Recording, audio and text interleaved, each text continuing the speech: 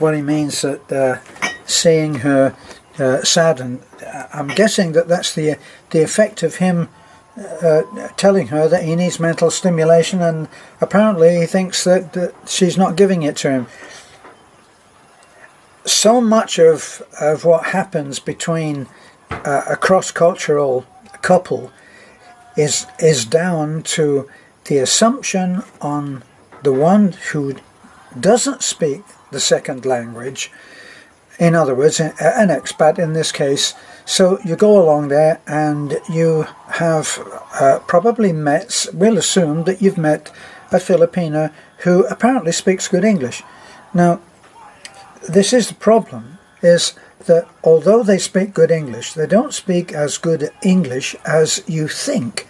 So you're making assumptions based on understanding having been met. And very often you are sadly lacking on understanding from her. So much of the time she has a far different take on life generally. And here's, without sounding completely negative and having given up, right? You will never understand completely the viewpoint of a Filipina, especially from the provinces where they haven't had a lot of cross-cultural experience. A lot of the time, people in the work that we do, we go around and we Beth and I go to places which are quite isolated, and the children there have evidently never interacted with a foreigner. Can you imagine that they've never interacted, never tried to communicate to someone from another country? So they have no idea how to process what you are saying, what you are doing, especially if you're doing an act of kindness, because a lot of the time, for very poor people, no one's ever done this outside of their own culture. Yes, and outside of their own family, probably. They just haven't, because everybody's struggling to survive, and people are poor to an extent that you would not believe. When someone in these very poor places says they have no money, they mean they have no money at all. Now, if you're an expat, if you're a foreigner living in a foreign country and contemplating coming over, you'll already be looking at a great deal of money to buy a ticket to come over. You're going to have to support yourself when you get here. Hotels, obviously some entertainment. You're going to be buying stuff for families, presents and gifts. You're talking about probably a colossal amount of money when viewed from the viewpoint of a poor Filipino, either. Those people around your girlfriend, fiance, wife-to-be, and they're looking at you and you are rich beyond belief. One of the first indications is that you're here. You were able to come from a land that is so far away, in not just in miles, but in understanding. Like, for instance, it's part of the Filipino psyche. It's almost genetic, it's almost biological. Americans are rich. Are you American? You're rich. It's a given. And all of the evidence is there for them to assume this and be correct. Because if you come over here and you don't have to work, you're rich. Nobody here who is struggling to survive can afford to not work. They're all scrambling for work. They're all taking jobs which will take them away from their family, away from their children, away from their mothers and fathers, sisters and brothers, and going and working in a strange land where quite possibly they will be abused or badly treated, or certainly, say at the minimum, not respected for the fine people that they are. So understanding is something that not only are you going to need a great deal of, but the people that you mix with are going to have to do that too. I'm working on a project now on a desk, which you may have seen the videos on, and I actually made a rueful kind of joke about the fact that I'm being laughed at because of what I'm doing. Now, there's no reality on the fact on the side of the family who are looking on at me doing the work, and I've made a desk which I probably couldn't have bought outside except for a great deal of money, and I don't know where I would find it. I'd made it custom to the job that it's going to have to do.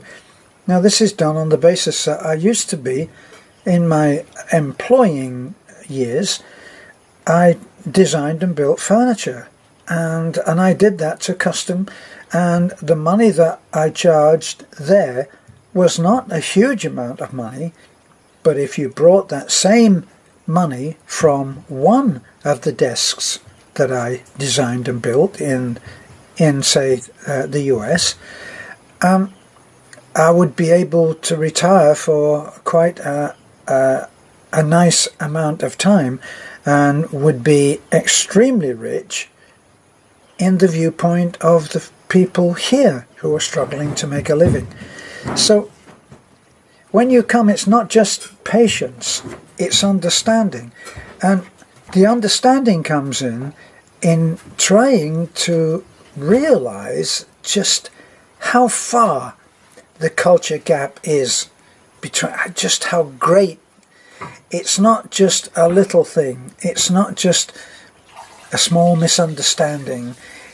The difference is like a Grand Canyon, because in my particular case, I'm living in a hilltop farming community where things have to be so practical that there is no room, there's absolutely no leeway for paying twice as much to make a desk as I could pay if I went down and bought a cheap little desk down at the local furniture store for, I don't know, 2,000 or 3,000.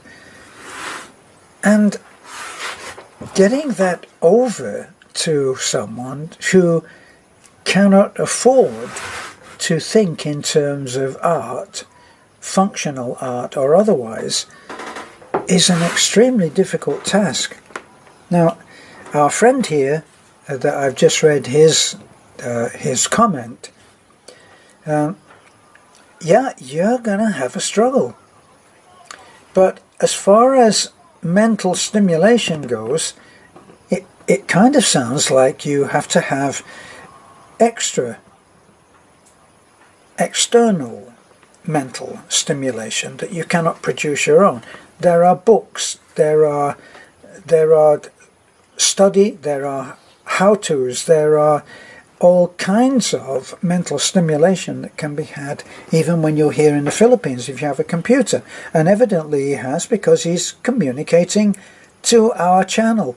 So certainly you will also have to find self-containment in which you don't need other people to stimulate you mentally, because you are observing a different culture at work, and it works very well. How do we know that it works very well when we can't understand the language? Look around at the people. They are happy. Are they completely satisfied? No, they're not. Of course they're not. They seek to improve themselves. But even that is not in the way that you, as a foreigner, will be thinking. See, in the West, especially if you're living in California, well, forget the whole thing about seeking to improve yourself. California has always led the world in a certain kind of way on improvement. They invented so many things. Probably they invented dating sites in the first place, I have a feeling, right? And then look at the other things that they've produced. The idea of having a 10-minute date. 10 minutes in which you find out if the person that you are sitting opposite is going to be of any interest to you. Boy, that is some demand, isn't it? I saw one that was a joke. I saw a cartoon. It says, 10-minute dating. Sit the lady down. So, Nikola Tesla. Don't know him? Okay, end of the 10 minutes. In other words, if they hadn't heard of that one